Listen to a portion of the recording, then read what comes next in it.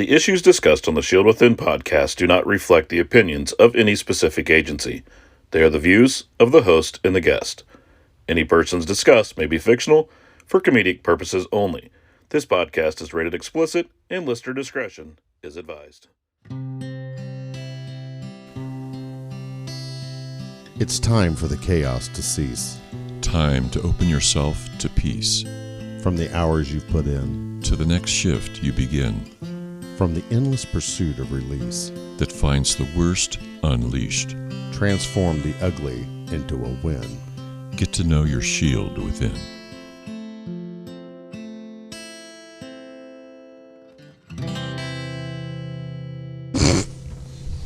You gotta admit that's funny stuff. And we're back. That was funny. Welcome to the Shield Within. Hey, Mark. Dr. David, how are you? Good, man. How about you? Great. We just wrapped up starting our third installment with Kelli. Mm-hmm. Right. We have Dr. David here. I'm your host, Marc the Cop. We have the one, the only FD Donnie. Hello. Hello. How are you all doing? And we have Miss Kelli Schulte back with us again for a third installment. The Kelli. The Kelli. I'm gonna name right? myself. The Kelli. Since we're bad, I need to write this down on my cheat sheet that while listening to the Shield Within, we may stir something up. Reach out, find your therapist. Mm-hmm. And if you just need someone to talk to, Dr. David, the man to my right, be a good guy to get started with. And if you're not in our immediate area, then he'll be more than happy to find you something. So how do we get hold of you? Well, we go to lessonslearnedcoaching.com, and that tells you everything you need to know. If you're a Facebooker, and you know you are, I'm in all these other. Are you on Truth? No, we just do Facebook because we're losers.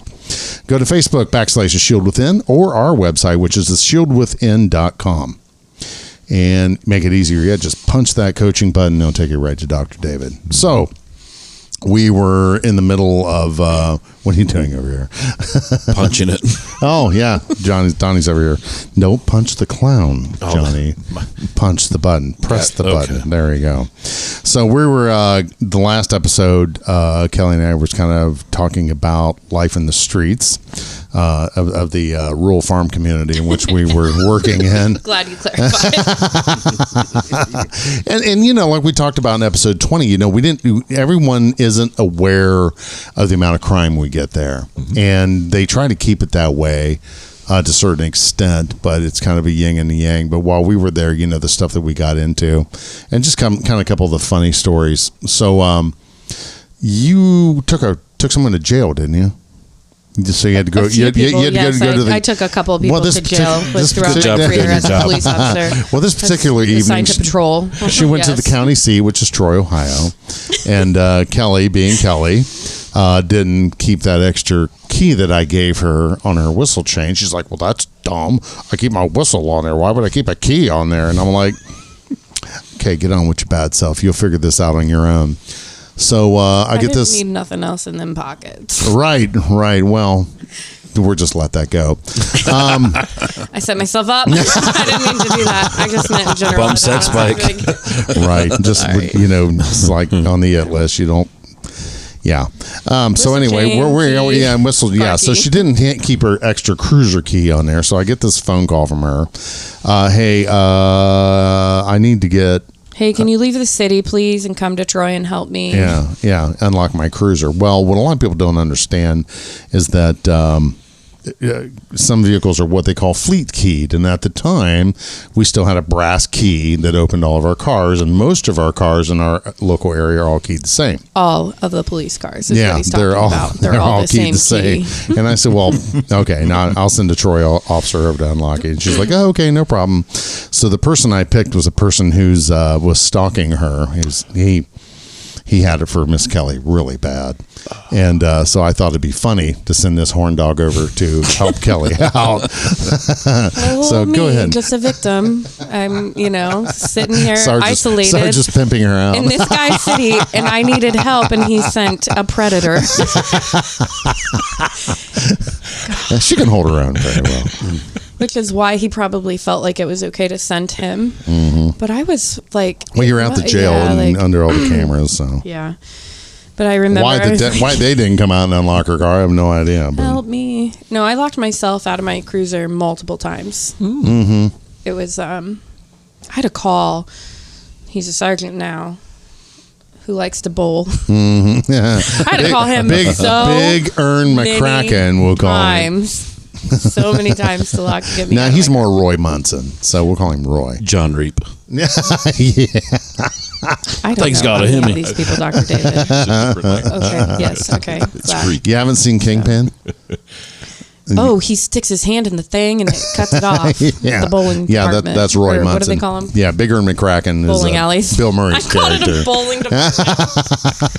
Yes. But anyway, I thought it'd be funny to send that officer Yeah, over so he there. sent him out there, and then it was just like, Kelly was like pissed. of all the people you had to send him. And I didn't wait to verbalize my displeasure. So, yeah, she's like, seriously, of all the fucking officers in Miami County, you send him, and I'm just laughing. He loved it. Oh, he loved God, every it was minute of it. so funny. He's like, I hate her. Oh, Kelly, we love you. I know. It was fun. So then we played jokes on each other all we the were, time. Like where was I at? We was doored up with somebody one night, and Kelly calls out a bar fight at our local dive bar, which is Da Bod Da Bing. And I get out immediately. Oh, and you want to talk about women. Let's talk about women for a minute. all right. Yeah. So while discussing, which during break I told you a little bit about the call, Right. I put my cruiser in park and get out. Right? Yeah. I'm first on scene. I'm going to break up this bar fight of 30 people by myself. Yeah. Because I'm immortal still. I'm still in my 3 years. more like 40, but go ahead.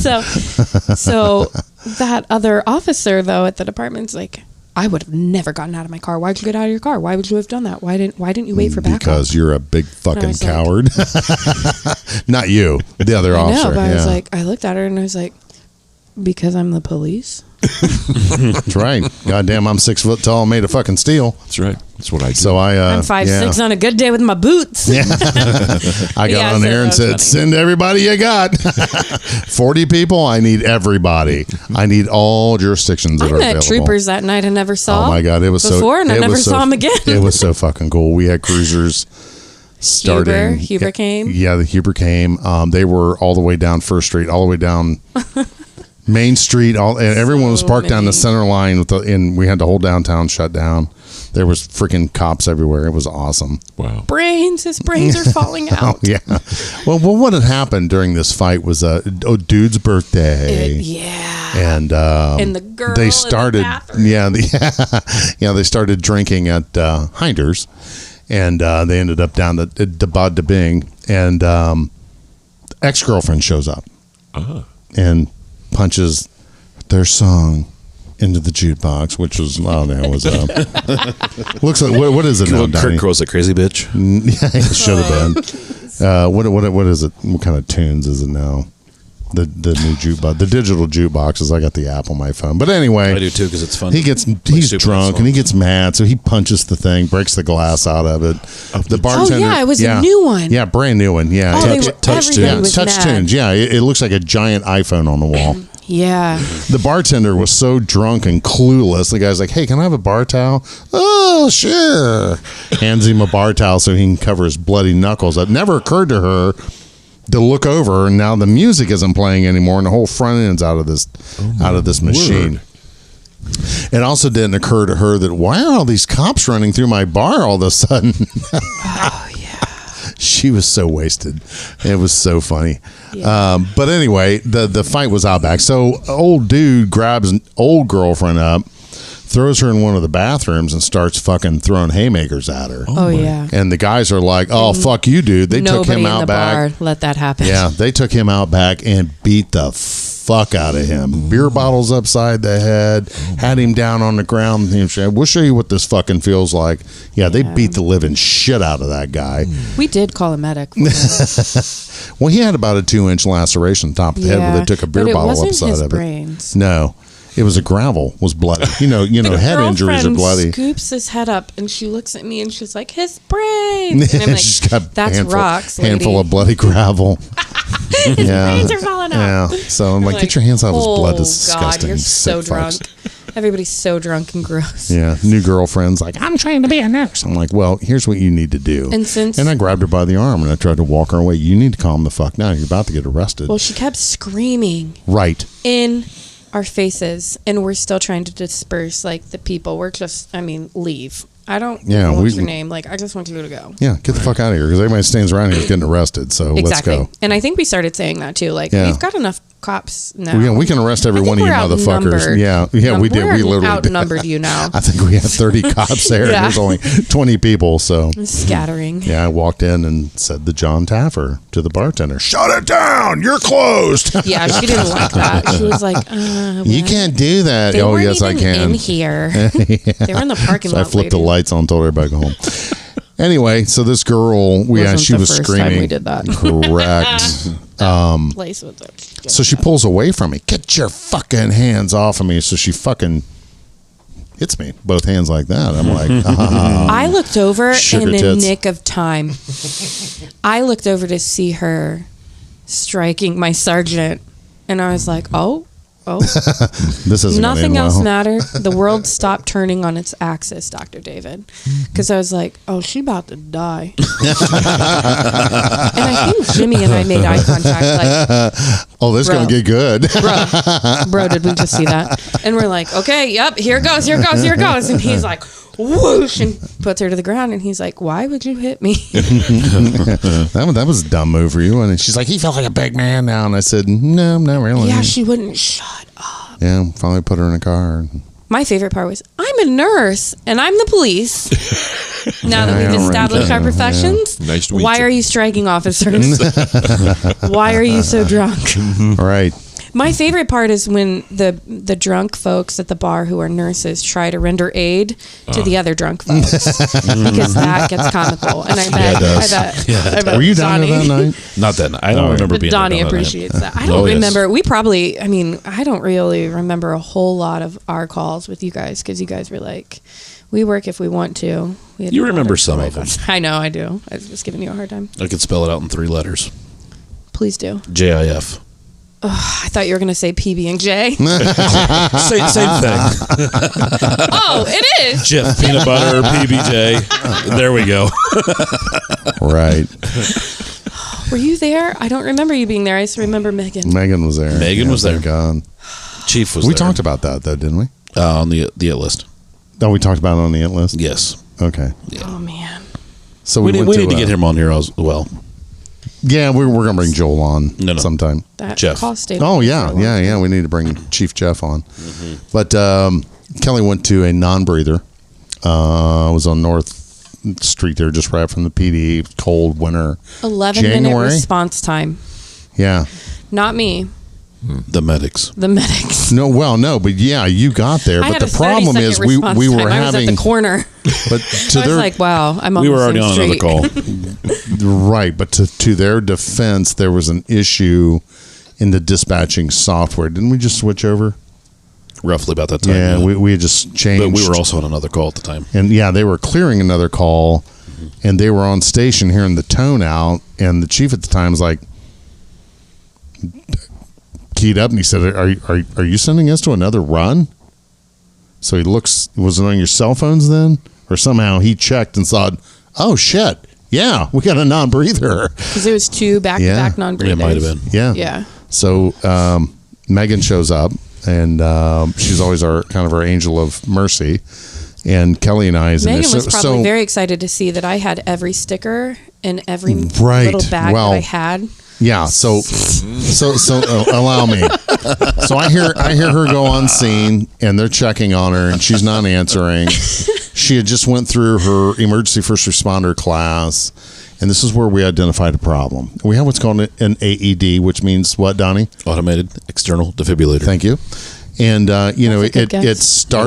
It starts the heart going again. Okay. And the one she used in training, and you put one center of the chest and one on the side. It's like side and side. Yeah, one on the center. Yeah. One high, one low. Yeah, one high, one low. Okay. And in her training, those were in 2 separate envelopes, or Okay. Yeah, foil envelopes. Right. So in the ones that we had, which do not match what the squad has, and I wasn't brought trained that out. on the one that I had. Right. there's 2 in one foil. So there's 2 foils in the pack. Right. She opened up every one of them. And of course, she's stress is kicking her ass. Right. So I'm like Lisa Frank out there sticking all these stickers on. Right. And it's hot as fuck in this house. I mean, it's stifling hot. And they're... A hoarder. Yes, thank you. Yeah, they should be on A&E. Hoarders buried alive. So this woman was sitting on their filthy couch eating dinner, which was... Peanut butter and jelly Sammy's. Yes. Peanut butter jelly time. And she has a heart attack. And this guy is just freaking the fuck out. Wailing. Oh, my God. Oh, my God. Rightfully so. It's his wife. Sure. I mean, Have some heart. Yeah, I'm just setting the scene.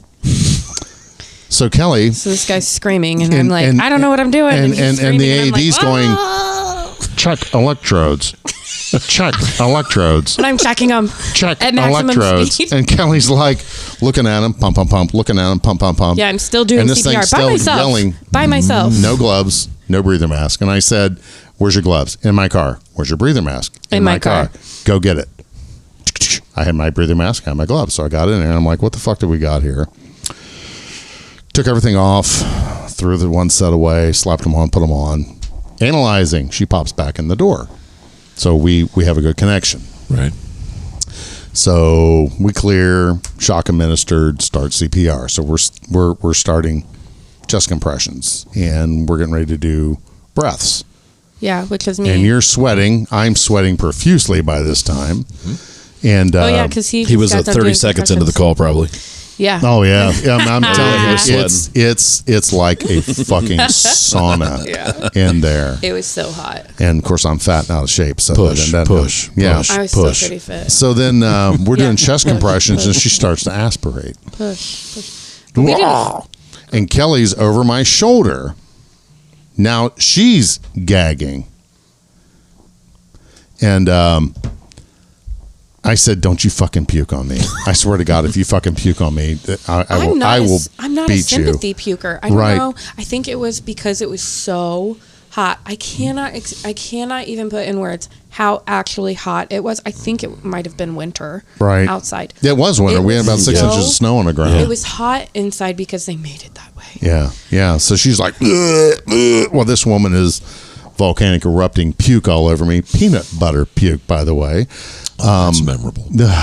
It was like a peanut butter smoothie. But coming out of her. What he didn't tell you was when it first came out, I was like hovering over top of her with my rebreather mask. Non-rebreather mask. Thank you. My non-rebreather mask, and I was getting ready to give her breaths. Right. And as I'm going down, it comes off. Yes, she leans over to administer the breath, and the vomit comes out on my face. Yeah. Yeah. And the sound that came out of your mouth was... I don't recall. I just remember seeing Megan come in, and she's like, "Why do we have peds stickers out?" And I'm like, and I've got like we had pediatric peanut butter on my face. We had pediatric pads out. The stickers for every body size, young and old. She was just whipping them out. I was gonna electrocute the shit out of this lady. Yeah, Megan walks in. What do you need? I said we need a fucking vacuum because she's aspirating. Yeah. So then, she brings us this vacuum in, throws it out. So I'm like, yeah. She sits it down, and we're looking at each other like, how's this motherfucker work? None of us were ever trained on it. I don't know what it is. Like, I'm telling you, Dr. David, like, I could disassemble my firearms. I could reassemble them. I had a patrol rifle. I was like, what is this vacuum? I don't know. So she's trying to bring... turns it on, and she's, like, doing it. And I'm like, oh, my God. Suction. Right. We know what a suction is, but she's bringing it as a 12-liter 24. For 12, advanced, if you're going to do a cardiac. Right. She was bringing the 12 and the Reeves. Mm-hmm. Yeah. No, what's Lucas. the Lucas? Yes. They were bringing the Lucas in. Yeah. Yep. They were. Yeah. And So she's like, itself. well, shit. Anyways. So she makes this thing work, and I'm sucking the vomit out, and I still have to give her more breaths. And she's still like, I don't have any breaths of my own. Didn't we switched? I don't remember. We switched at that point. Listen, so then the first part of the call, we talked about this in our first episode. The first part of the call I'm good with. The rest of it, I had to push it out. Right. I had other shit that had to fill my brain. So the squad chief shows up. I don't remember He walks in the anything door. after this. He looks at me. He looks at Kelly. He looks at the victim. He winces. Kind of tilts his head like a dog that hears a strange sound. He looks at Megan. He looks back at me, and I'm like, "Are you gonna fucking do anything?" he's just looking. Which in our debrief, I understand why he's doing what he's doing. Quick overview of everything. He's assessing. He's like, "Do nothing." What the hell did But these cops do in here? There's vomit all over. We got this woman on her side. You know, it's still shocking her. Mm-hmm. She's still fighting. Mm-hmm. And I'm like, you guys going to do some EMT shit here? Or are we going to You're keep like, pumping on this broad? Help us. Yeah, so he's like, get this. So they brought the Lucas in. Yeah. They get her strapped up. We get her on the gurney and get her out of there. Thank God. And Kelly and I's covered in peanut butter vomit. I couldn't eat peanut butter for 6 months. It was like, I think mean- last year I was able to eat a peanut butter. It was like an Uncrustable, so I didn't have to see it. Yeah. And I didn't have just- to make it. Just the smell of it was like, No, and terrible. to terrorize me throughout this process, like people would bring in Right. peanut butter candy and stuff. Very, very hostile work environment. What happened at your debrief? What did the chief bring you? I don't know. A jar of Jif. Oh yeah, my yeah, there was gosh, a I don't jar remember. of Jif peanut butter, and he had his trucker hat sitting over it. Yeah. And we're all done. He's like, all right, well, thanks for coming. He picks his hat up and puts it on. Kelly's like, No, like, runs out of the couldn't squad even room. say the words peanut butter. Her face I got would have been flushed. okay if it didn't touch my face. Right, I'm sorry. And for I'm not a that. germaphobe, Right. But but like, Well, vomit in the face has a very profound effect. it's an but inspiring. really, I mean, like they vomited on me when we would Narcan them. They'd come back. Like Mm-hmm. it wasn't. I think it was like, I don't know, something about maybe like her heart stopping and the way that the peanut butter was like so close. It to was my like face. it was a river of fucking And vomit then my coming out of the woman. adrenaline, just like I'm on this call for like, I think I was there for like 7 minutes by myself. Yeah, she was. And because I Because I remember was on we station, counted. I'm like, are you good?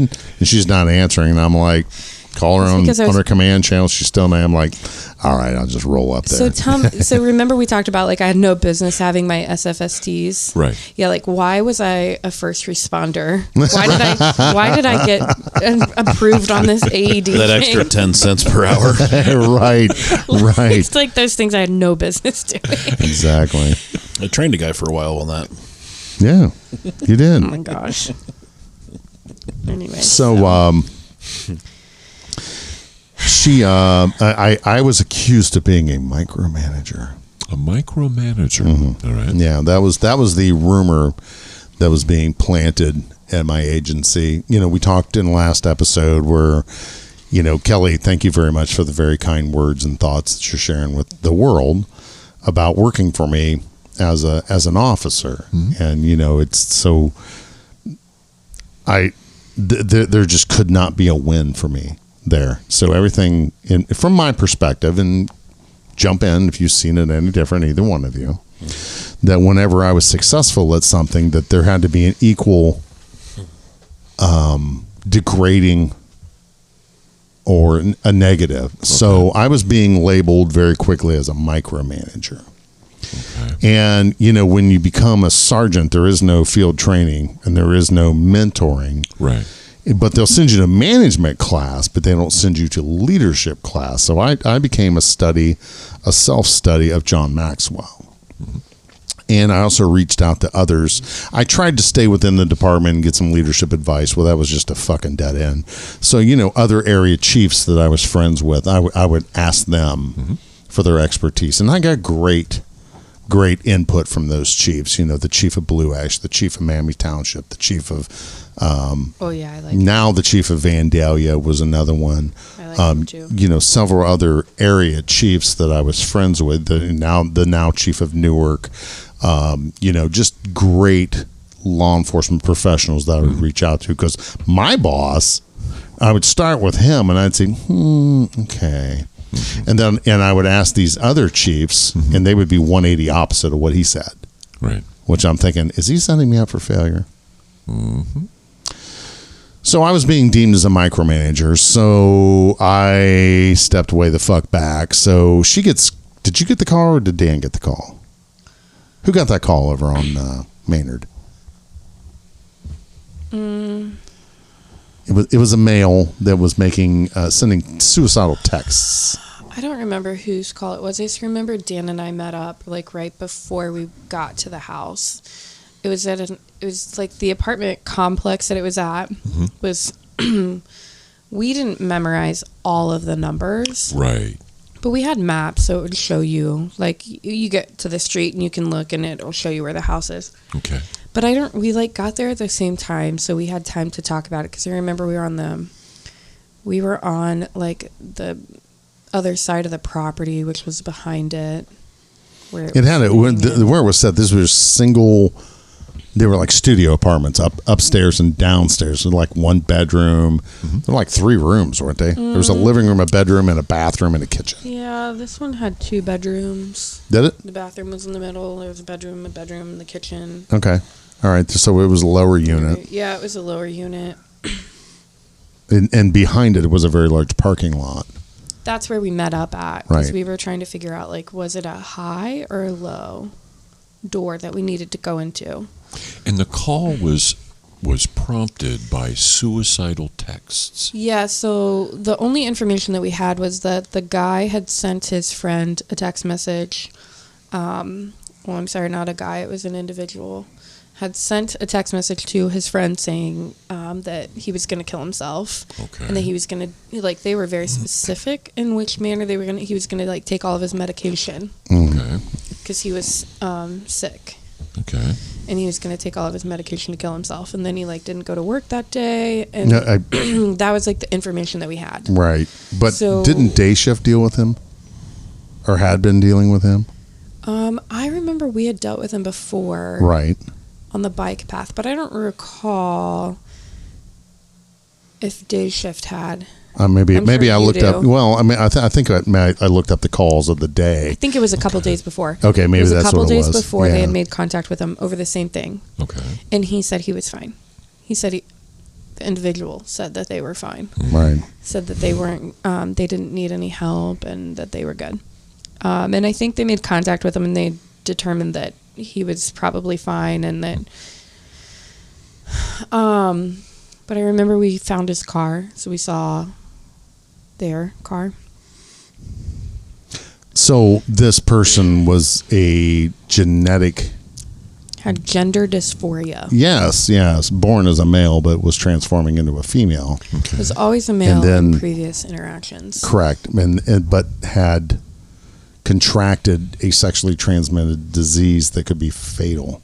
Wow. Yes. So no yeah. desire to live.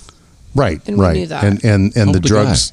22, 21, Yeah. 22. Yeah, early 20s. And he had a decent job, but because of his Locked up. affliction and the medication, he was having Yes. to take a lot of time off because it just made him just horribly ill. So I think he was put off work or recently fired or. He was fired. or- He failed a drug test that morning. Okay, that's what it was. Yeah, he failed a drug test that morning for marijuana. There we go. So he's texting, hey, We didn't know that right away. We found out. No. Yeah, this the is friend came. correct. Yeah, so the information was just developing along. So what had happened at the time was that we got what's called tombstone courage. And if you do something that's really not by the book long enough and you get successful at it, you repeat that behavior. And before, what we had done was that when we would get someone that was suicidal, we go in and basically remove them from the apartment for whatever means necessary and send them up for 72-hour evaluation. Right.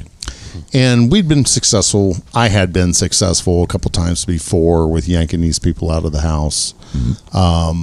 Pink slipping on Yes, them the and pink sending them on slip, their way. Correct. And I should have thought a little more because the one that I'd done just before this came at me with a 12-inch pair of shears, and was going to stab me. And I had a deputy behind me, and I'm like, pow, hit the sumbitch with a taser and dropped him. Mm-hmm. And otherwise, the deputy was going to shoot him. But, we didn't kill him.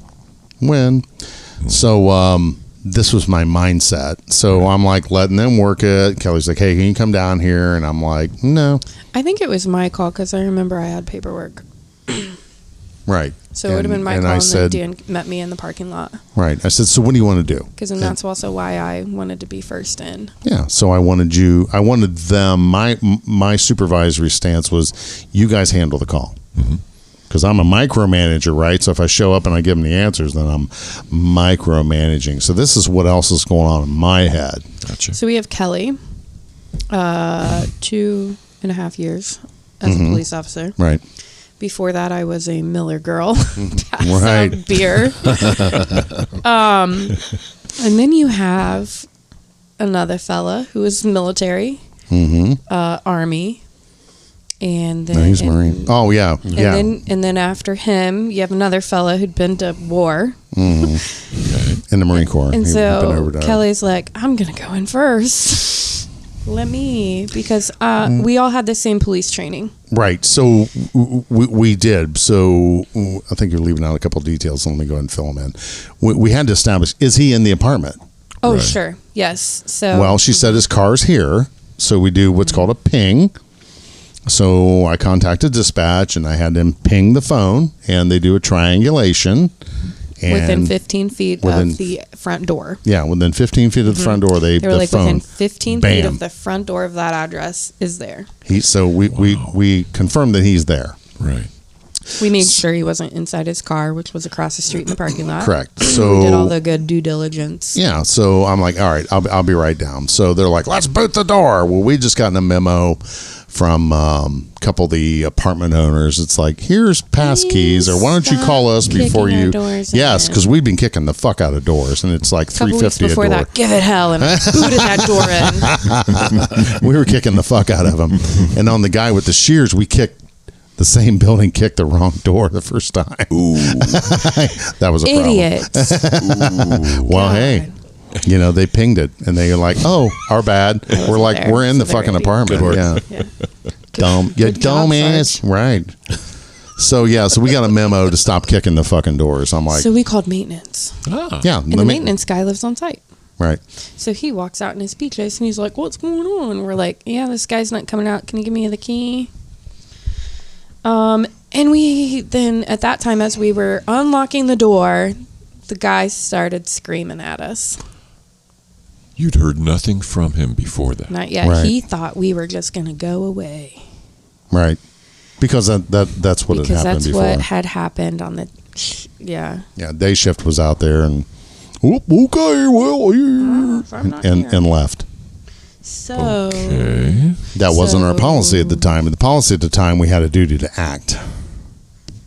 Yes. on suicidal subjects. Right, on suicidal So- subjects. We had to intervene. His friend is here. His friend's on site. Maintenance is on site. Sarge is on site. And we're going to open the door. You first. Not yet. Dan and I were standing at the door. Right. Yeah, and Dan so and I were together. Yeah, and we were going to unlock the door and just open it. And Right. see, like, he had no lights on. All the lights were off. house was pitch dark. So dark. I told you my mindset. I'm a bit of a bull in the china shop. I'm going to roll in here and yank him out. Yeah, we're going to go in and jerk this motherfucker out of there. So Kelly starts leading in. I'm number 2. So we do a stack. Because Yes. we're going to go in here and we're just going to find him. But we need to go in here carefully because this guy wants to die. Right. And at that point, now we know he lost his job this morning. His very good job. Okay. He lives by himself. He lost his job this morning. His friend told us about his terminal illness. We know that he's got medication in there, so he has a means to kill himself Right. if he overdoses on all the medication. Yeah. And so, Sarge was like encouraging us to form a plan. And so together as a team, we decided to do a stack to go inside and find him. Right. And so I was first, and the first person should always have lethal, just in case you're met with fire. You're gonna fight fire with fire. Right. So I had my firearm, and then next was Sarge with this taser, and then the person after him was Jimmy or Dan. Dan. Jim was the last one. Dan had his gun out, drawn, and then Jimmy had a taser. 2 tasers, 2 guns. And we opened the door. And he's like, don't come in here. Don't come in here. You'll be sorry. You're not allowed in here. And I'm like, hey, My name's Officer Kelly. Let's go. Don't come in here. He just kept screaming, don't come in here. And I'm like, okay. The cool part, my most favorite part of this whole thing is he's yelling. I have no idea what the layout of the apartment is. I have no idea where he's at because I can't see anything in this department. Right. Or his apartment. Right. There's, I think, 2 windows, and it's in the front. And maybe some in the back bedrooms in the windows, but like we could see nothing. So where he was actually at, which we found out in a little bit, but his voice was like bouncing off of everything. So I'm going slow and I'm doing what's called slicing the pie. So I know the door's open. I know there's nothing here. It's just a big wall, like when you first go into the right. So and the 3 men are behind you. yes, Right. and they're behind me. And so, and we're all like body to body, and so we're like close, but Yeah. so I'm like slicing the pie. I'm like, I don't know where he's at. I can't see him. He's yelling and it's loud, and like, so I'm going slow, and I'm like, okay, well, he's not on this corner, not on the corner to my left, and I'm just going around the room, and I'm like, is he next to this couch? Because I can see the outline of the furniture from a street light across the street, like, again, very low light.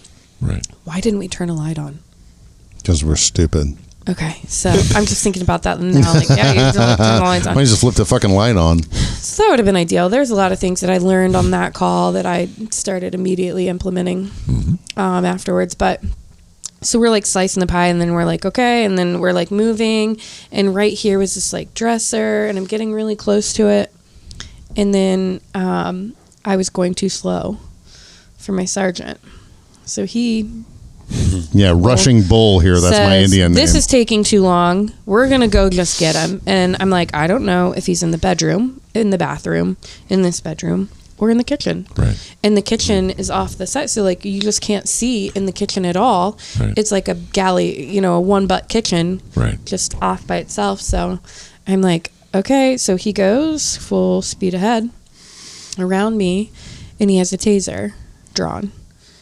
And so now he's first, and he's not under cover of any type, and he comes around the corner to a rifle pointed directly at him. That he couldn't see. Correct. Correct. A Mosin Nagant. It's a Russian rifle. Russian military rifle. Shoots a 308 round. But you didn't know that. No, we had no idea he was armed. No. He went to the gun show that weekend. At no point did we ever even have an inclination that he had. We knew he was like a survivalist, and he had knives and stuff in a bag. Okay. Because he had chosen to live on the bike path for a couple weeks or something, like to prove to himself he could do it or something. I don't know. But yeah, so there we are.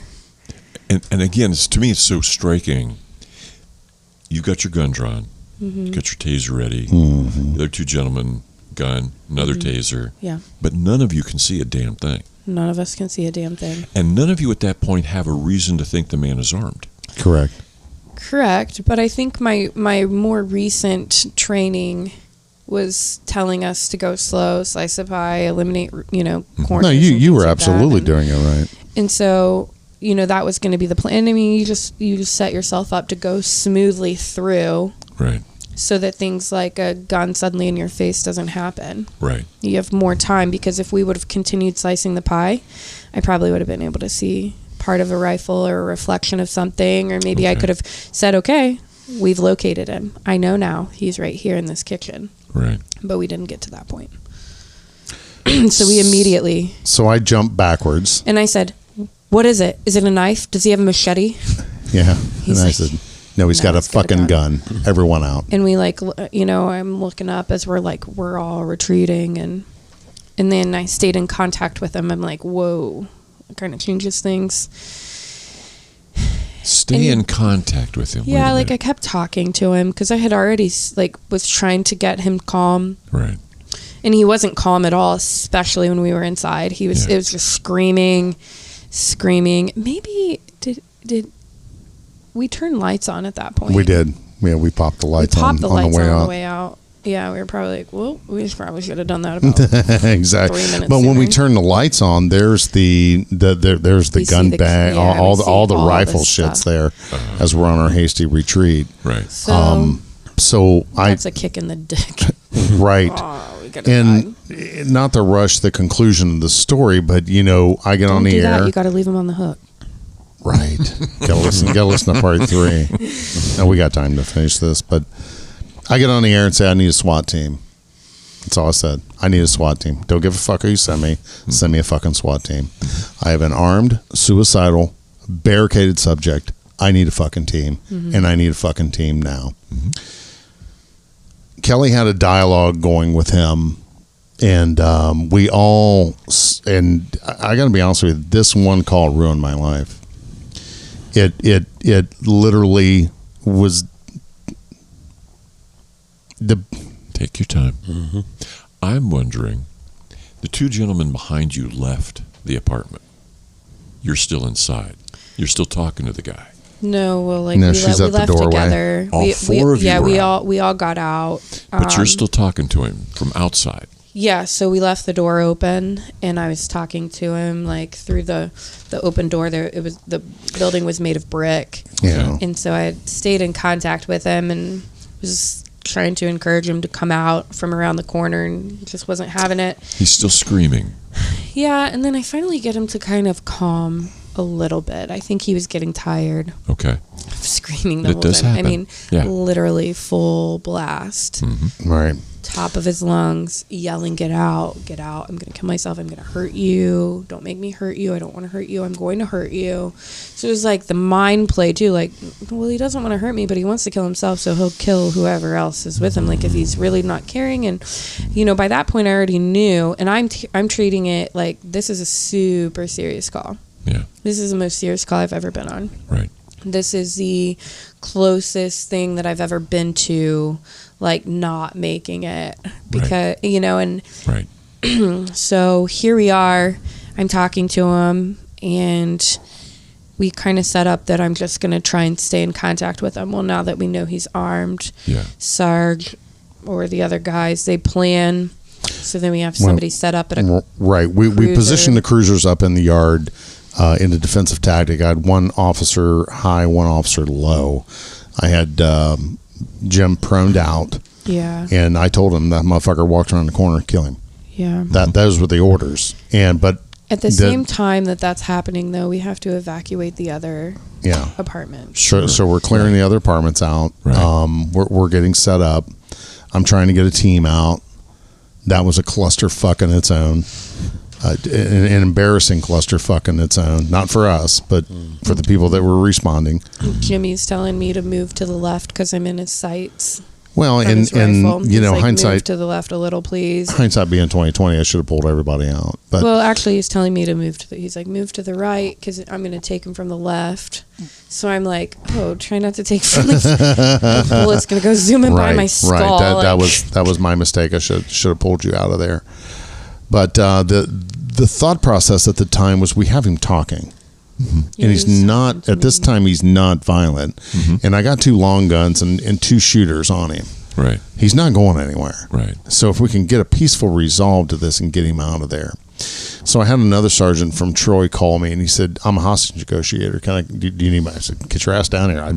I've been calling for a team. I can't get a team out. Right. Well, I'll come down and send our team. I said, just check with dispatch and see what they got going on. I don't give a fuck who comes. Give me your team, that team, the other team. I don't care. Give me a fucking team. Right. And it was Keystone Cop-ish. It was embarrassing. But what the end result was Kelli, untrained, talked him out of that apartment. She talked him into throwing the gun out. When he threw the gun out, the bolt came apart.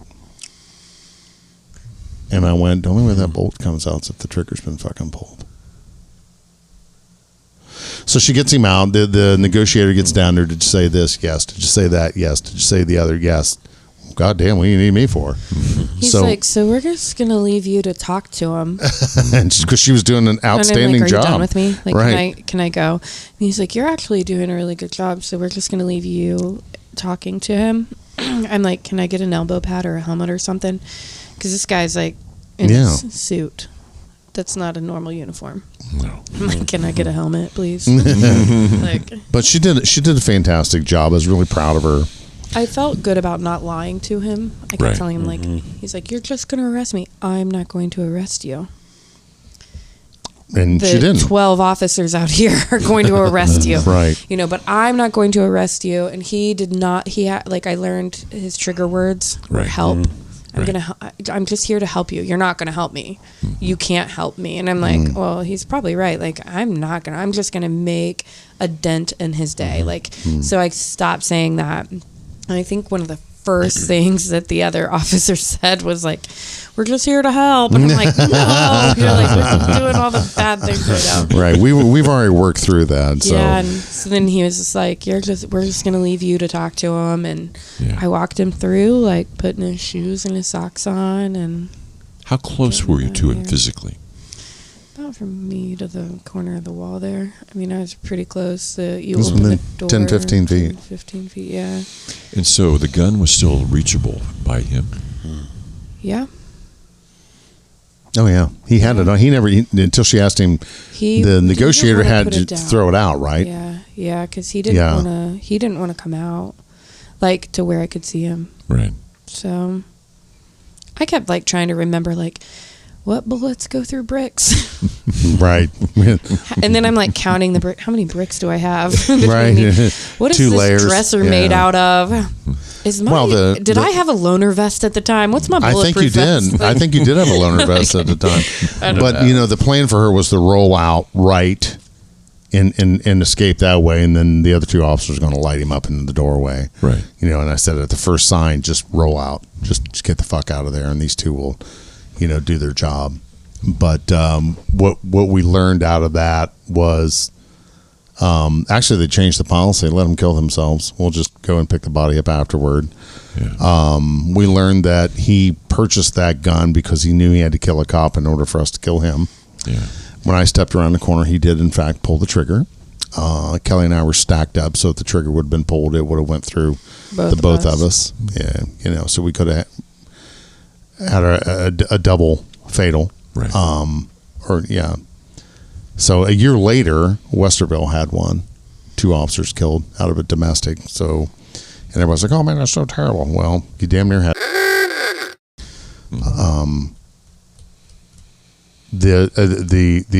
We were getting yelled at for calling out the SWAT team. I got yelled at for that. One of the day shift officers goes, "That's just another call. What are you worried about?" And I'm like, "Oh." Yeah. When's the last time you went on something like that? When's the last time you talked somebody out of having a gun in their hand? Like, please do tell. That was suicidal, that wanted to die by suicide by police. Because the answer is not ever. He'd never, ever encountered anything like that. So for him to say something so... Ignorant. Yes. Ignorant and irresponsible. Ignorant. So we did are you serious? So we arranged a critical incident stress debriefing because we went and partied that weekend together, kind of celebrated being alive. Mm-hmm. And the next week we had the SWAT commander come down and we did our own briefing. And I remember the chief at the time pokes his head in the door and says, "What are you doing?" We're debriefing this incident from last week. Oh, okay. Just walked away. He wasn't no part of it. Right. Great sport. Well, he couldn't have conceived of it anyway. Yeah. To sit down in that room and listen to y'all debrief, that would have been a fairly advanced kind of thinking for that individual. Right. And I just drew a great big T on the board. What went right, what went wrong. I wanted everyone's input from what they saw. Right. And there's a whole hell of a lot that went wrong. A lot. But that I can only say that was divine intervention. It wasn't our day to die. Right. So we survived it, and I fucking beat myself up for years after that. Mm-hmm. And only until recently, well, as we saw, it's still raw to me, but it's not. I'm not debilitated by it like I used to be. Right. I mean, it still hurts. I worry about these guys, and I was coordinator of the honor guard from 2002 to I think the last event that I did was 2017, 2018. So I took Kelli to Washington D.C. her first year being a cop for Police Week, and so you see the intimacy or the feelings of line of duty deaths and how that affects everybody. Yeah, we went to Westerville when the Westerville officers got shot and killed. We went to the funeral there. So it was a very profound incident, and I was really, really disappointed with how my admin staff just blew it off. And then we had another similar incident where the officer actually shot at the suspect. And they're like, well, this is the first time this has ever happened here. And I said, no, it ain't. This is the second fucking time. When was the first time? And it was the same type of other party. Yeah. Some type of gender. I'll say it. It's, transvestite male, male to female. And if you Google me and the city, that story comes up, still to this day. And one of my junior officers like, oh, bullshit, why didn't I know about this? I said, just fucking Google, do it. And he did it. He's like, I'll be goddamn.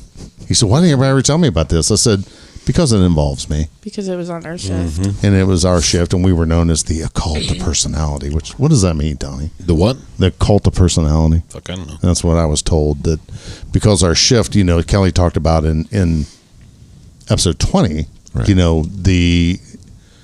As close as we were, because right. at Christmas time, I took them out to eat. I bought them personalized gifts. We got them a blanket with our faces on it. They did. Perfect. It was really cool. They did. I still You'll have never them. forget us. Yeah, that's right. At night. But on the Saturday night we worked, I always bought pizza and food because we were always just getting our ass kicked, and so I just I'll buy dinner.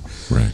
So always getting into it. Our crew, we had a lot of fun together, right. and we fought a lot of crime together. So we were doing our jobs and having fun at it. Yeah. And I think that's what was like the envious part to other shifts. They were like, perfect. Wow, they're having fun at their jobs. Because like the cool thing at that department was to just be miserable in every aspect and like make sure everybody else around you is miserable too.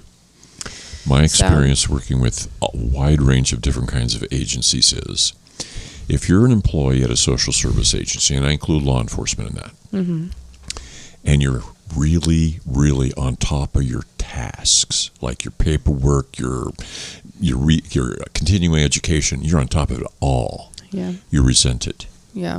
We had really good, strong reports. That was important. We did reporting, report writing classes.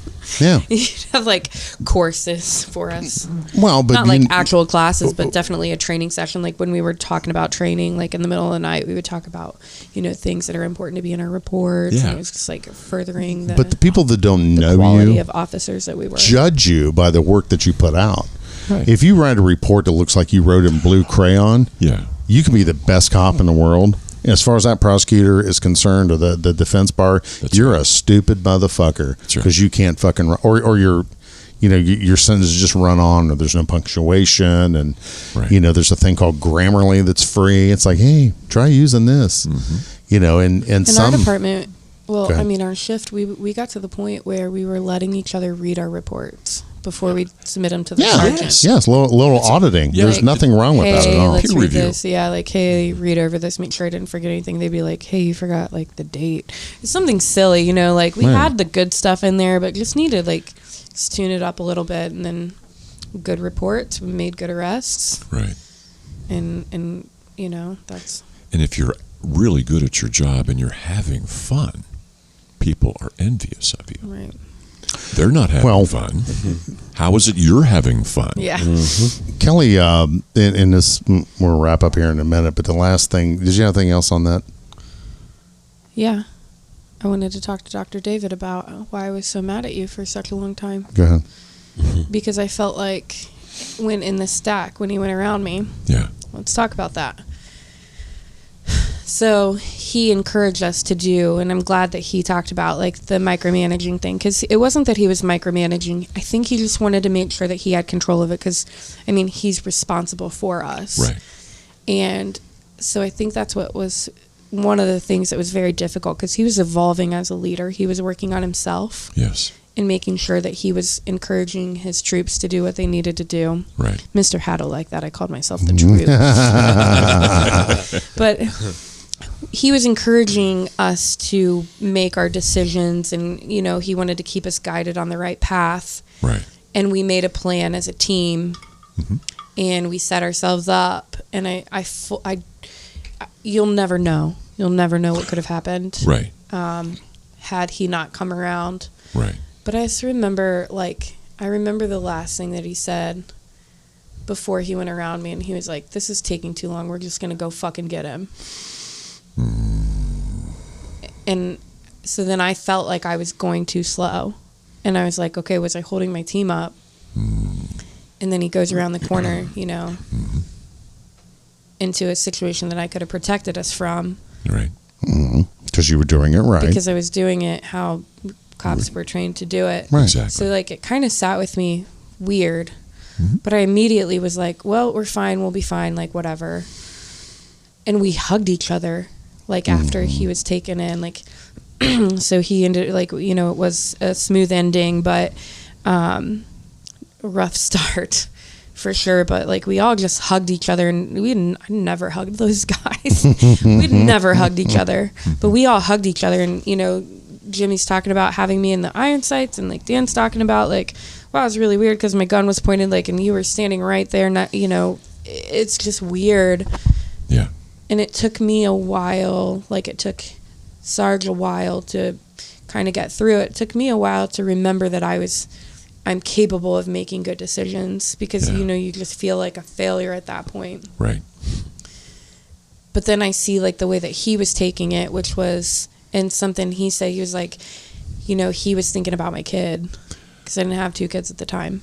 And I wasn't thinking about my kid. I was thinking about my feelings were hurt because you didn't trust me. Right. And you're thinking about the things that now, as a 32-year-old, I'm much more focused on for my children. Like, that's what I think about now, which is one of the things that helped me decide, like, law enforcement's not for me. Right. You know, like, this Well, is I mean, just... being a mother is... Yeah, everything. like, being, like, it's just, it's something that's so temporary is, you know, when they're little like that, and I just didn't take that for granted. So then I started kind of looking at the situation differently, and as he was growing and developing, and then I left the department a couple months later. It was originally going to be October, and then she's like, I think I'm done. I'm done. We're going to go to D.C. together. And I was done at that department individually, not because of that call. Right. I think it was just a lot of things Added that you up. see Yeah. with the staff and the admin. You're like, why am I going to risk my life for these people? Like, they won't even, nobody would even come to my grave, I don't think, if I died on duty. Like, they just don't. yeah, like They that don't scene care. from They don't Braveheart. support you. They don't. I'm not dying for these bastards. You know, they'd probably spit on my grave and be like, you shouldn't have done that. They knew what you were getting at. You knew what you signed up Yeah, for. they are the. I think they hate cops more than the cop hater. It sounds like it. Yeah. Oh, the current admin? That, yeah, everybody there. But yeah, that was something like, you know, because Yeah. you know, you talk about the female aspect. Like, Right. I'm like, cool, these guys trust me to go first. Yes. You know, Yes. Yeah. and I didn't feel like I had anything to prove. It was my call. I'm going in. You Exactly. know? It wasn't special just for you. Right. It was my call. I'm going to Yeah. go in first and take this report. And Well, Kelly, I'm sorry that you felt that I wasn't confident in your abilities because, you know, I've always done nothing but brag and celebrate your accomplishments. But in that moment, I lost patience. And that's something that as we get older, we need to learn. And again, from my previous bad decisions when dealing with people like that, that's what was in my head. Right. I wanted to bring a quick and simple resolve to this, and it wasn't happening fast enough. And what I should have done, I should have been the fourth guy in, not the second. But that's me. That's my personality. Yeah. You know, Kelly and I had always been in so many other violent. should have known. Right.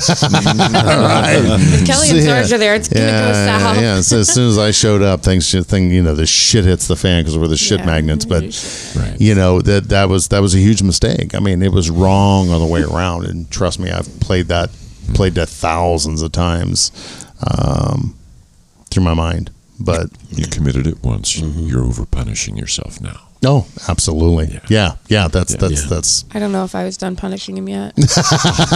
Well, he's probably okay with that. yeah. Bring on the abuse. That's right, man. I mean,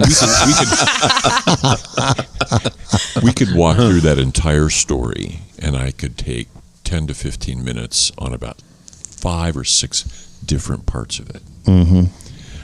And we don't have that kind of time. No. But there's so much involved in each little step that story involves. I'd love to know, what was your head? What was going on in your adrenalized body as you're standing outside the apartment there was no light in there. There's a whack job in there. That's the only thing you know. Mm-hmm. And you're going to go into a dark space first. What were you thinking? What was the content of your thinking?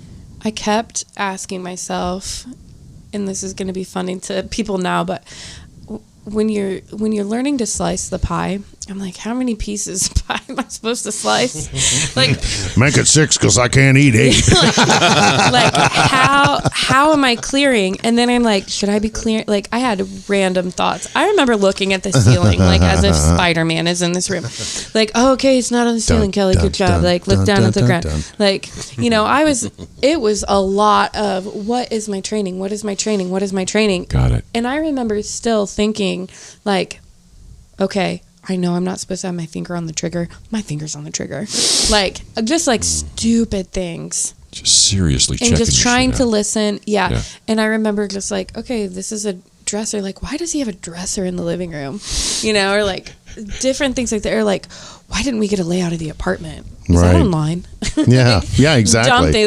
We should have asked the maintenance guy about the layout of this apartment, as this guy's screaming. And then I remember, like, I did meet him, her, and I did meet them on the bike path. I do remember talking to this person, and because the name is a very, very specific, like, it's not a common name. So you're like, yep, I remember.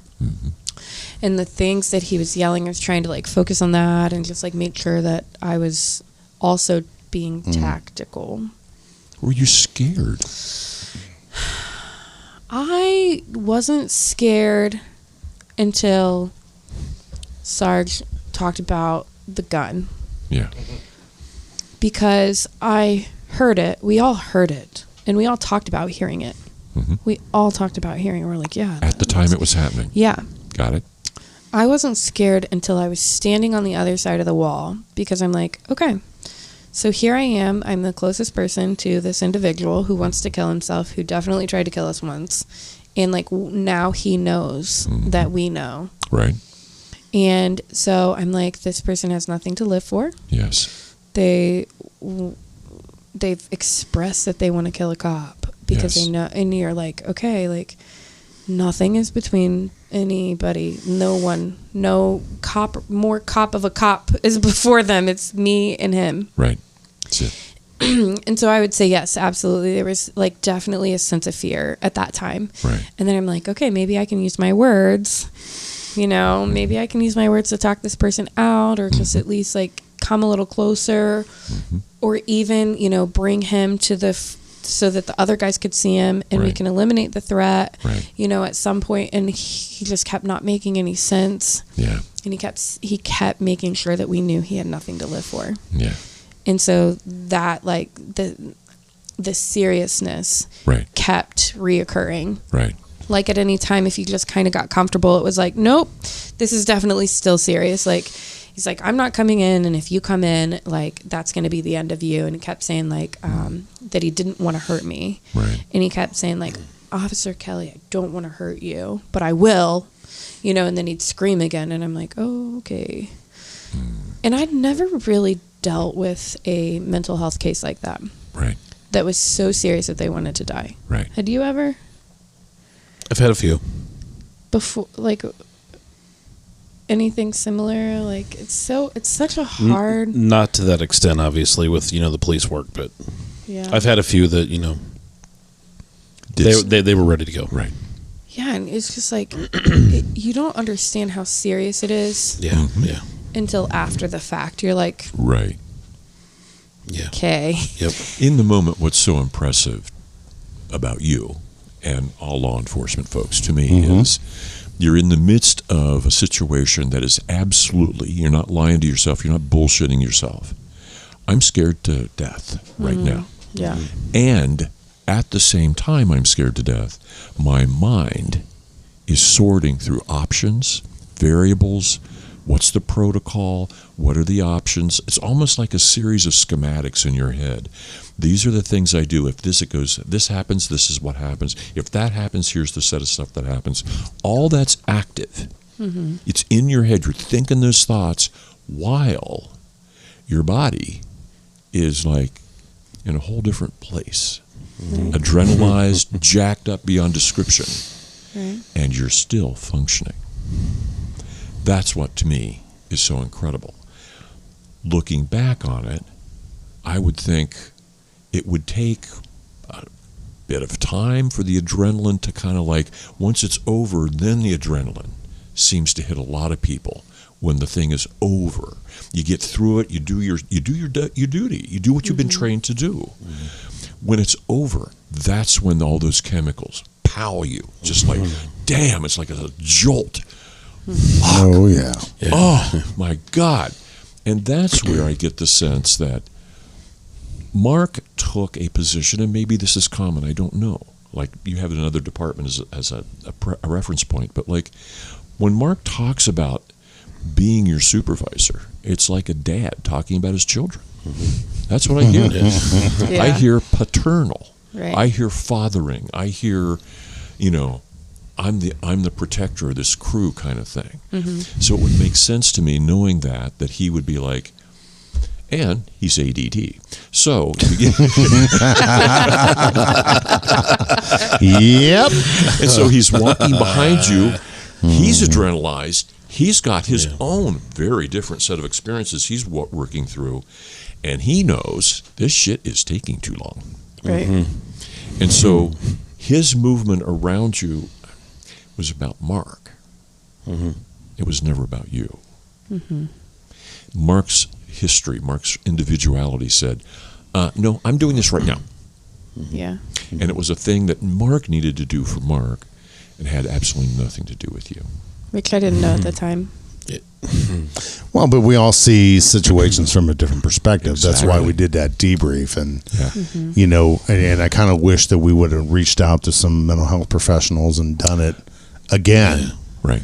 But we didn't. I kind of felt from my boss shamed for what are you doing that for?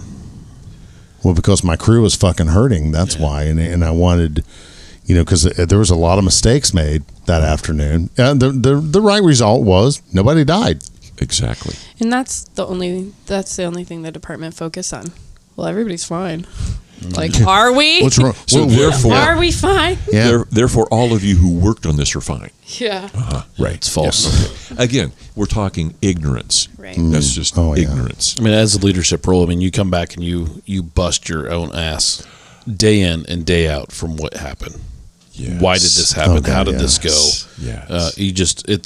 You lose a lot of sleep quickly. Right. Even on the fire side. And therapists are the same way. Mm-hmm. When therapist loses a client, you have to, what used to be done back in the day, may still be done, is you do a psychological autopsy, and you include the therapist, and you work through all the shit that you experience as you realized everything I just did to make this work didn't work. Yeah, and it makes you take a look at some shit. Yeah, it does. Makes you take a deep, hard look at yourself. Exactly, and that's, I think, the hard part of all of our jobs, in a sense, is we, at the end of the day, when we go to bed, who we got to face. Right, your own mental brain. Oh, right. Yep, that's it. Nobody, no supervisor, no colleague. You're going to bed with your own shit. Yep. The one thing I was most proud of Kelli about was her work with the community resource unit. She took that to all new heights, to the point to where she was so personally involved. One family, she loaned her personal car to them so the daughter could go take their driver's exam. Right. We were consistently having, 15, 20 people from each neighborhood. You were managing 4 neighborhoods, right? Yeah, I had 4 neighborhoods. I knew there was over 100 people who were actually in the neighborhood watch groups, which was really cool. Way cool. Yeah, super involved. Yeah, and it actually helped us out quite a bit. And then the day shift shit on that by going to one of my neighborhood watch captains and ticketing them for stuff that was in their yard just to be a dick. I mean, absolutely no reason. There wasn't any reason. And then they were like, well, we thought we were helping. And then that kind of I was livid. We had other cities calling us going, how are you getting so many people at your watch meetings? Had a really big department that had a program for a really long time that literally had an officer paid to do it. Yeah. Yeah, that was their full-time job. How are you doing this? And I'm like, I went door to door. She's like, come on up. Like a Girl Scout. Yeah. Knock, knock. Hey, it's Officer Kelly. I would But love for you to help it me. was actually fun because they would start doing carry-ins. Yeah. And, and then the chief at the time, it was on a Monday night. I remember this like it was yesterday. She's like, Sarge, take a test. Can I skip a roll call? I guess. Heaven forbid your fucking personal life get involved in work.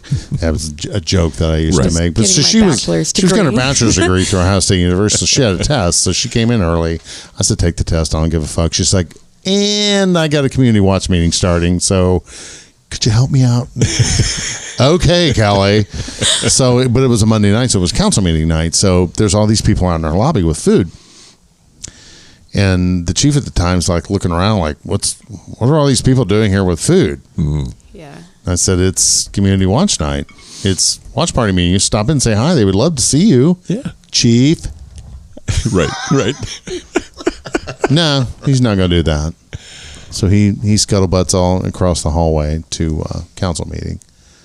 And she comes in, does the meeting, blah, blah, blah. They whatever the meeting was. Yeah, I think you were setting up a block party because she did a block party to where we had our canine come out, we had a fire engine, we had a medic, and they shut the street down, and they did, hot dogs and hamburgers, and it was just a really good time. And so I think that's what that meeting was. Yeah. So I think that's what the dishes were for.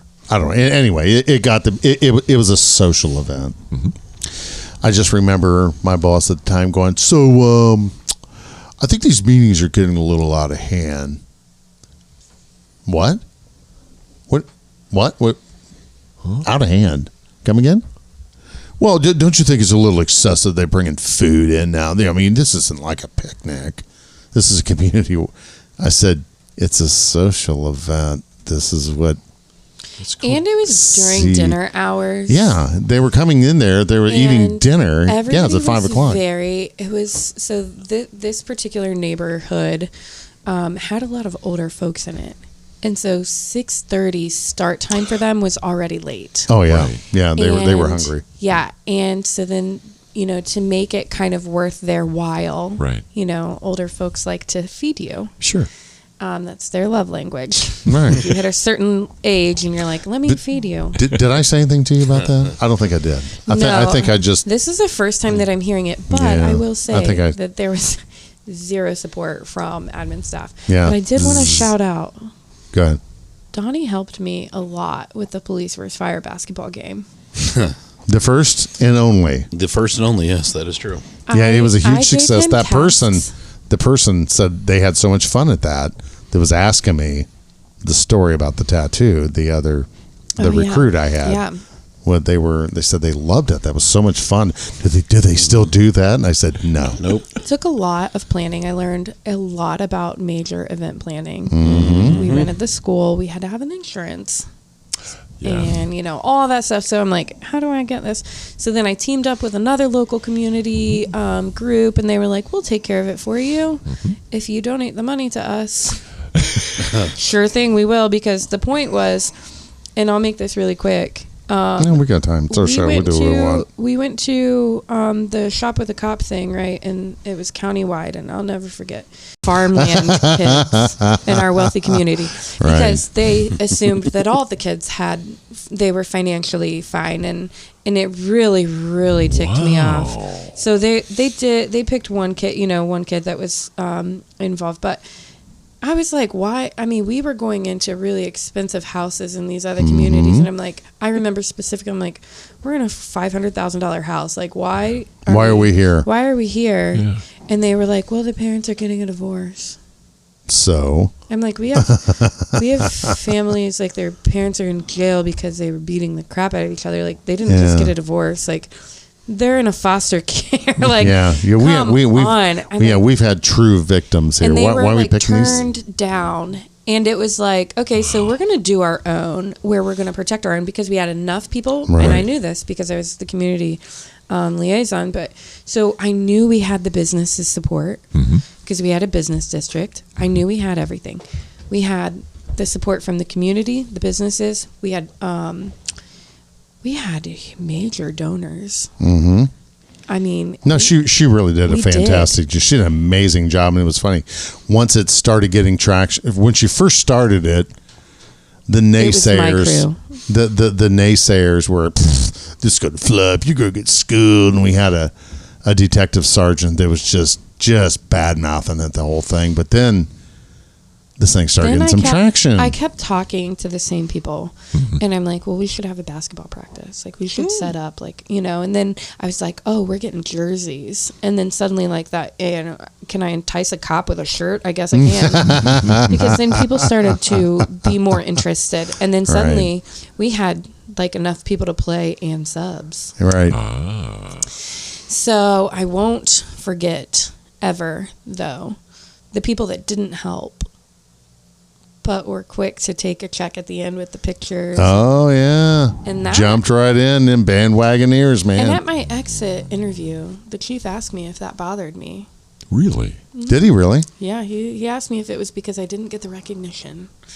And I was like, it has absolutely nothing to do with that, and everything to do with the fact that somebody else took it. Nobody needed it. Right. Nobody needed it, but you're not going to take it. Right. Because why would I do all that, you know? Right. So anyways, fantastic time in the police department. Yes. Ding, ding, ding, ding, ding, ding, ding. Welcome back. The police department. One of the police officers Got hurt. showed up in a fire department shirt. Who got hurt? Somebody got hurt? Yeah, Jimmy broke his Achilles. Yes, he did. Yeah, practicing. And then Because that's the thing the boss was pissed about. Little bit. You guys in this fucking ball game. Now I got a guy hurt. He's going to be off and I got to pay overtime. It's like, okay. Yeah. That's the worst thing. Round that peg, happened. square hole. Say no more. Yeah. So Wow, we're doing this great job for the community. Oh, I'm so great. Yeah. It's we super. raised a lot of money and gave the community, and they were like excited because Oh, it was so much they fun. get donations from churches and stuff, Right. but like they never had anything like that. Yeah. There were so many people there, They were. It was and we hard. even had the band. Yeah. The band did the concession stands, and they had. Then he became the assistant chief. He is the chief. No, the person that was. Yeah, we'll talk offline. Or Donnie will Edit that share part out, only. too. Donnie will only share messages with you, so he'll tell you who it is. Yeah, so that was a good part. And then I was like, and I'm done with this. And that was the first thing that I think started making people think I was about to quit. Because I was like, I prepared a binder with everybody's, and I was like, here is a golden package. Yeah. Please continue. Everything inside the package. Which they and don't threw- get me wrong, I was not reinventing the wheel. Right. There are neighborhood watch programs. Right. And I Yeah. went to classes. Yeah. And You I actually just did literally print the papers out and follow along. It's not rocket Wh- science. which is funny. It works if you work it. when the unconscious incompetent decided, I'm going to pick up where Officer Kelly left off. Where's that binder? It's gone. Because it was before I left, before I retired, and I laughed and I said, look, you're never, ever going to reinvent this, because the knucklehead on day shift, only thing that person, because the watch commander's husband he wrenched on cars in the evening. That's what they did to support their family. Had a full-time job, but at night he fixed people's cars. Okay. And I don't know, some Alice Kravitz up there on the corner was complaining. So instead of saying, hey, we're getting a complaint in the area where our watch commander lives, let's give that to CRU, see if we can fix this problem. Okay. Nope. Because would be We're gonna ideal go- for that particular department. No. It would be like ideal for the community resource unit Yeah, to handle this. to resource the community. Yeah, let's go see the person who's complaining. Let's try and bring these two people together. Find some common ground. Oh, by the way, you need to get those cars off the street. Could you do it for me, please? Oh, by the absolutely, way, they sure. helped us with the drug case across the street in which they were Oh, like, yes. you guys are on your own. No, thank you, because we got Yeah. a ticket. Yeah, well, yeah, helping but you. it cost them a lot of money with the tickets that they wrote. But they got their tickets. I want the tickets. And systematically destroyed the community resource unit. Lost a good ally because once they pissed her off, she called all the other neighborhood watch captains, and they all went, "Oh, fuck you, We're out." Yeah. And it wasn't that they needed a sense of like being above authority or being, Oh no. but it was like, you're not even going to give me a chance. Right. You're not even gonna give me a phone call? Yeah. You're just gonna come up here and start hanging paper on me?" Can you let us know? Yeah, and I don't know, it like soured the relationship. I'm still friends with them. I'm still very good friends. Oh with yeah, them, I'm but- still friends with them too. I still see them out. But it and was like they still really, wave. really just like, you hate your community, don't you? Like, surely you don't care. Right. And Surely. you don't. You don't zero fucks You given. hate this place. You hate yourself. You have no business being a police officer. Yeah. Yeah. Yeah. So, there's that. Well, but it was just, and Kelly was in tears. And I said, because this crew that went and did it, these were the Golden Boys. You know, they work so well together. The chief at the time used to come out to my crew and tell them. He came out and rode one night, and her and Jimmy were fucking livid when he left. Because I'm at Kelly, and I quote, "He can fucking keep his ass on day shift. I don't give a fuck if he ever comes out and rides with us again." I'm like, "Whoa there, child. What's got you all riled up?" She said, "How dare you sit in my car and brag about this other shift and how great they are?" And she said, "He knows nothing of us." Right. He got in the car. Let me be really clear with you. He was riding to get to know us better because we were on nights and he never saw us. 6A to 6P, you don't see day shifters. He works 8 to 4. Right. So Strictly. yeah, I remember he brought my son a stuffed animal. My son was like 9, not having it. He wasn't that old, but he was just like not. He was way over too old to have a stuffed animal. Anyways, He was beyond that. he gets in the car, and he only wanted information about Jimmy. Oh. He wanted to know, like, as if I'm going to snitch Right. on my pal for what I don't even remember what it was, but I was like, how dare you get in the car thinking I'm your freaking pal? Right. Like, you don't care about me. You don't know how old my kid is. You don't care about my kids. You don't care about me. You don't care about anything. You don't care about this department. Like, all of it was like such a facade. And I'm like, you're not going to. I was like, I don't know. Then he gets out of the car and he's like, wow, I'm really glad I did that. I'm like, I bet you are. Like, still have no idea because you didn't ask me a damn question about Right. myself or anything to even know what I wanted to do with my career. Because I probably would have told him, like, well, I'm probably going to get the first ticket out of this place. Right. Great pay. Thanks for buying my uniforms. Right. Everything else is a shit show. Right.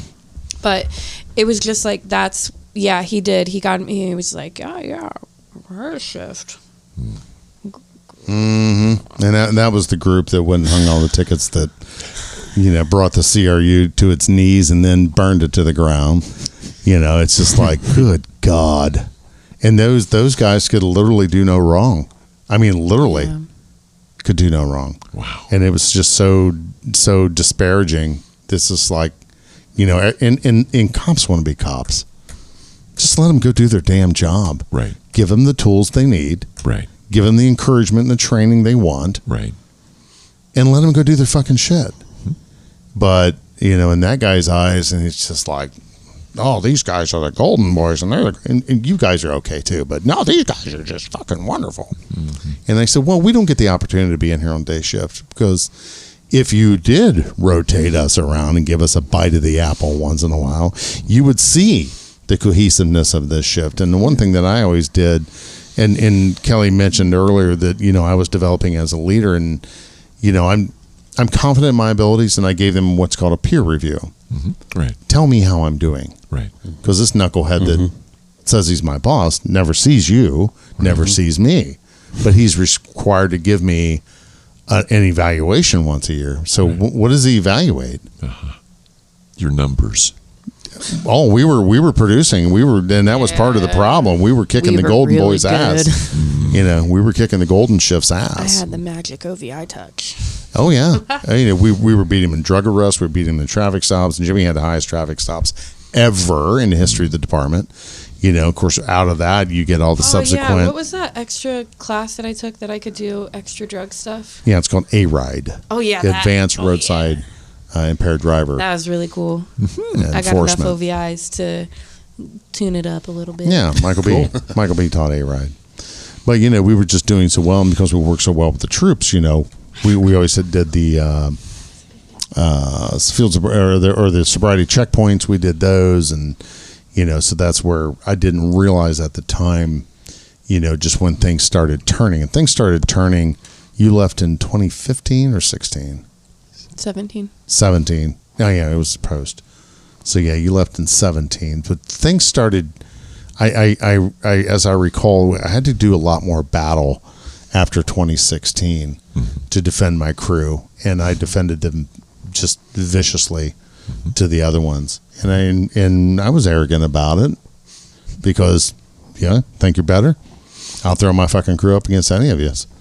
The numbers are there, the activities there, the good arrests are there, the good reports are there, and hell yeah, my crew will come in and kick all your fucking asses. But so I can, in hindsight, being 2020, I can see where that attitude wasn't palatable. And I think a stronger leader would have brought everyone together or started rotating supervisors. Right. Which is what I propose we should start doing. We ran our own investigation. Right. Which one? And produced. We produced we produced the sex ring. Oh yeah. Are you talking about the girl? Like a movie. You're talking about the woman that was running all the girls out of the hotel. Out of the hotel or out of her home? No, the hotel. The home was before me. Oh yeah, I was going to say. Your Heaven's Paradise. Yes. Yeah, this was the hotel. Right, they were running them out of out of the La Quinta. Yeah, out of the La Quinta. And we had like hard evidence, and we were like, okay, we're going to start stopping these cars, and we're going to start doing this, and they were like, oh, we don't need to do that. That's going to bring negative attention to the city. Yeah, because it wasn't the manager. He was in on it, too. Yeah, it was like we found all kinds of stuff. Yeah, the hotel manager was running whores out of that La Quinta. Yeah. Yeah.